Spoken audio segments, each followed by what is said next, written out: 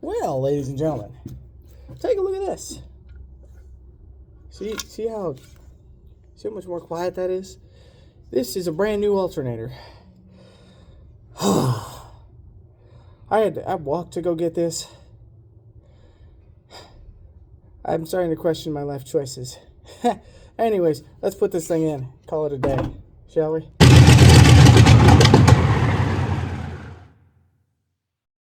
Well, you join me in the engine bay. Now just do everything you did to take it off in reverse. Instead of taking it off, though, you're putting it on. Okay. Firstly, you're gonna use your cable. Find where your cable goes, which is right down in here. Slide it. Slide if you can get it on there. If I can get it on there, holy crap. And just like that, it's on. Then I've already pre-taken off the nut. So what I'm gonna do, take your little wire boot here, slide it on, like so. Grab your little nut with washer bolted attached. I got birds flapping around me. Anyways,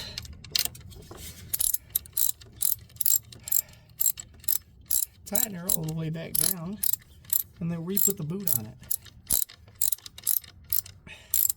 So here's how that'll look. Alright, let me move my hand. One turn. Ah, okay. Two turns.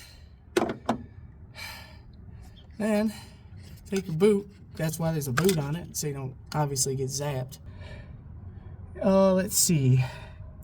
There's no really good places I can just stick y'all, so you can see what I'm doing. Oh goodness.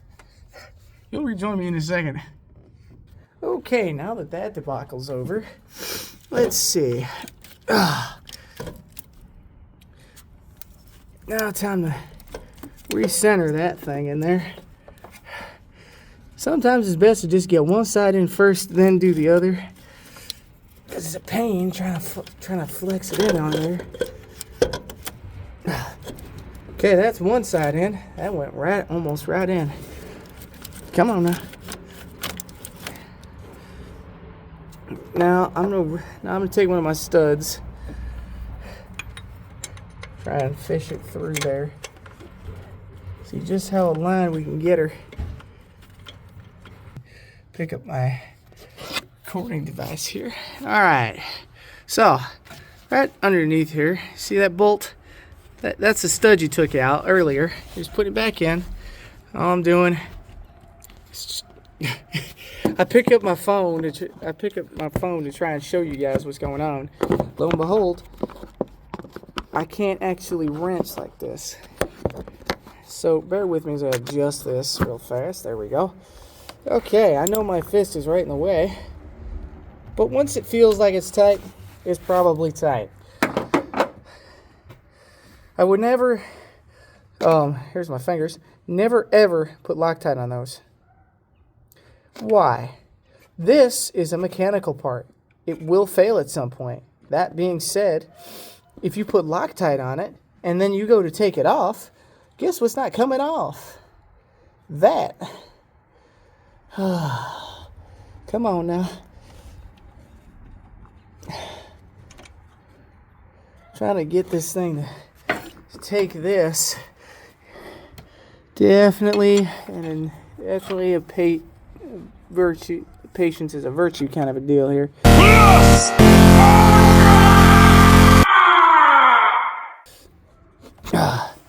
Moment. Okay, so what you guys can't see is I borrowed my handy dandy little screwdriver. Let me show you. Yep, up we go. Alright, so in there, see that little slit? Just behind it's a flat spot. I lightly tapped on it gently and it sat into place, and would you look at that? The stud went in. Now it's getting ready. Now we're ready to screw it all back together. Okay, it's been a second. I didn't do anything other than tighten down the studs. Just want to make sure everyone's aware of that. Both studs are tightened down. Now, there's this wee little bracket. I took it off back here. It just sits on the back side of this. Take that off. Take my leather glove off here. Try and do this on camera. Alright, see? So you have a little nut. Grab your little piece back here. See it? See how it lines up? Then just kind of nicely, nice and gently get it in like so. Here, I'll give you the bird's eye view. It is also a 13. Would you believe it if I told you? Alright, that being said, oh goodness.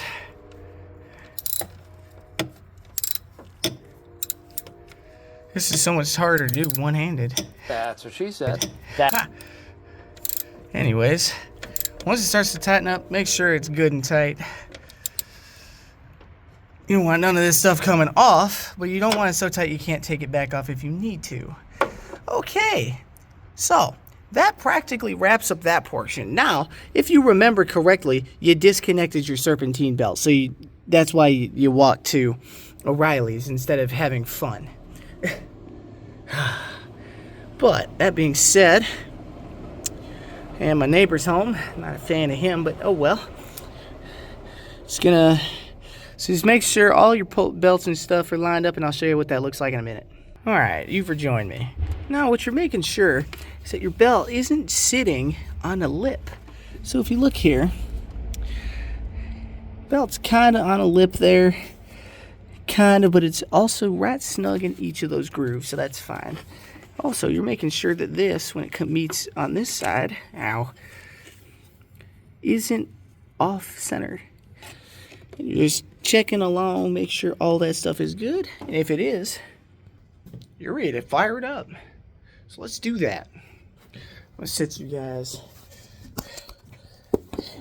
in the engine bay for just a second. Maybe.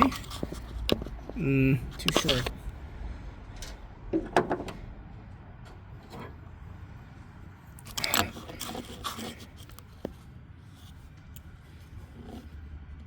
Okay. Fingers and tools, and make sure fingers and hands and toes clear, because we're gonna fire up old Legacy and see how the voltometer does. Okay, that being said, open sesame. Can I get a 1, 2, 3 all clear?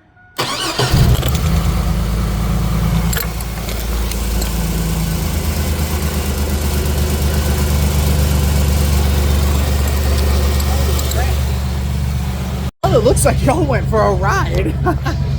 Anyways, I still gotta get a decent phone recording setup or whatever, or some kind of, maybe a gimbal. I don't know. But let me put my other glove on, take the other one off this time. Right. Okay. Now, in order to check if your belt's aligned, there's a simple way to do it. Come alongside the belt and watch how it spins. It's not doing too terribly. And there's not a whole lot of travel. You can look down in there too. I'm not going to get too close because I don't want to drop my phone in there. But the whole goal is to make sure that everything's spinning just fine. Alright, all of that being said, let's go check out the old voltometer.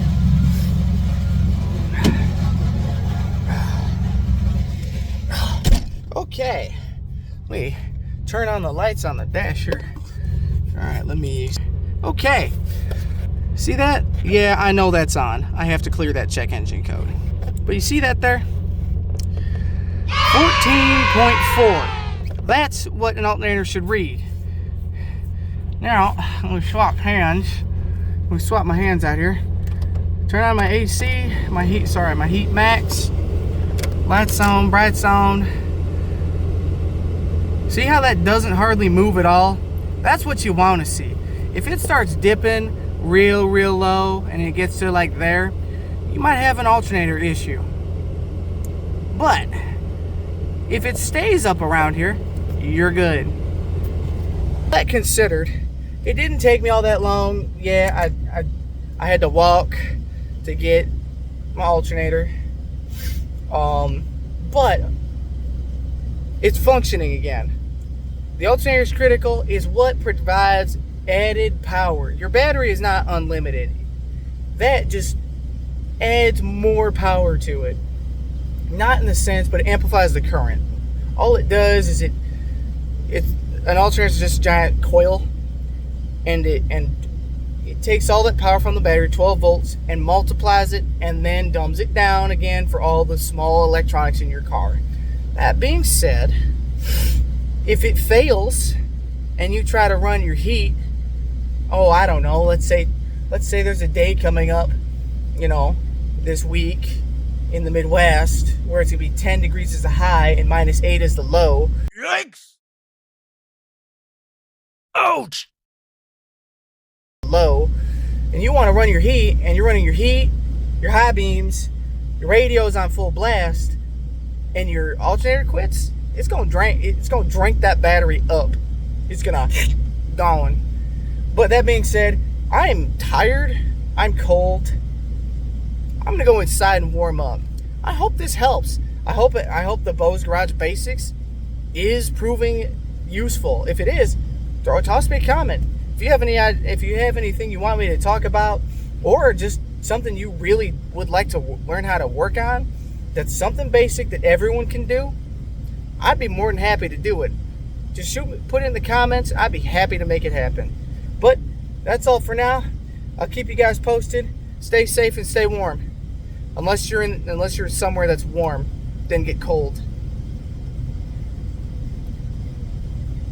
Don't ever complain that your weather is being finicky. My weather went from 50 degrees to 3 separate, just out of nowhere snows, to then, oh my Lord, like it knows when I'm trying to do stuff. And then this whole next week, we don't get above like 12 degrees as a high, and then we dip into the double-digit negatives. Whoever's touching the thermostat, stop it.